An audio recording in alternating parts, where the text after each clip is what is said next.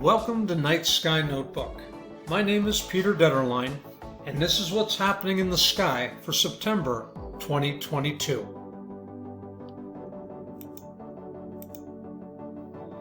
Let's begin with the moon phases. First quarter is on September 3rd, full moon September 10, third quarter September 17, and new moon at the end of the month on September 25.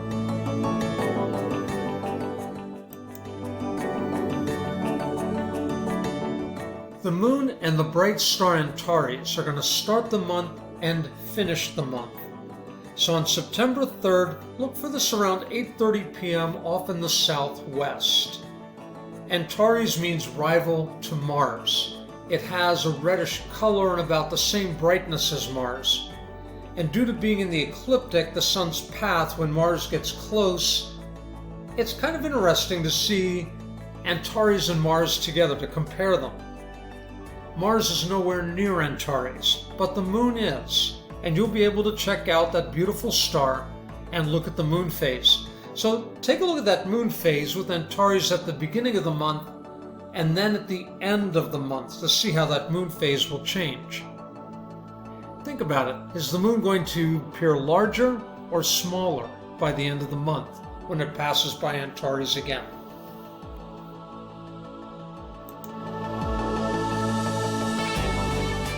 The moon catches up to Saturn on September 7. Saturn last month was the closest it was to the Earth all year. Still plenty bright, still beautiful to see. Check it out with the moon, September 7, rising about 9:30 p.m.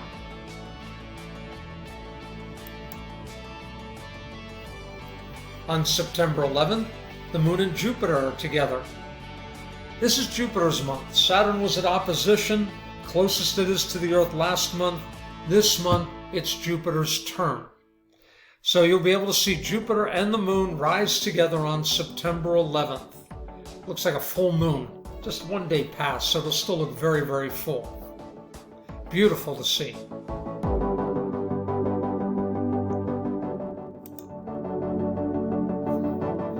Last month we saw a nice lineup of Mars, the Moon, and the Pleiades, and we will be able to see that again in the early morning sky on September the 16th. Aldebaran, the bright star that marks the fiery red eye of Taurus the Bull, is also there, and you can compare that off to Mars. Not as bright as Antares, but it's going to be an interesting contrast between them too. Take a look at the color and the brightness. Binoculars would be great for all of these, especially looking at the Pleiades.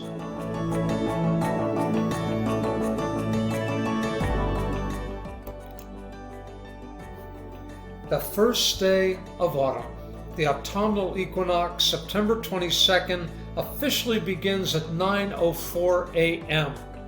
The sun is going to rise due east, it's going to set due west, and fall is officially here. September 26th. Jupiter is closest to the Earth. This is the best time to see it through a telescope. It'll be visible all night long. It'll be at its largest and its brightest. Definitely enjoy Jupiter and its moons and its red spots with a telescope. If you've never seen it, stop in your local astronomy club for a star party and take a look at our largest world. You'll be happy you did.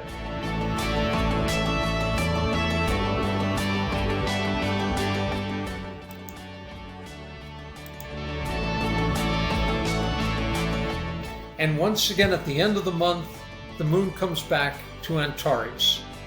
Notice the moon is now just a sliver in the sky, and it'll be setting a little bit earlier. So now we're at 7:30 p.m. At the beginning of the month it was at 8:30. That's the revolution of the Earth going around the sun.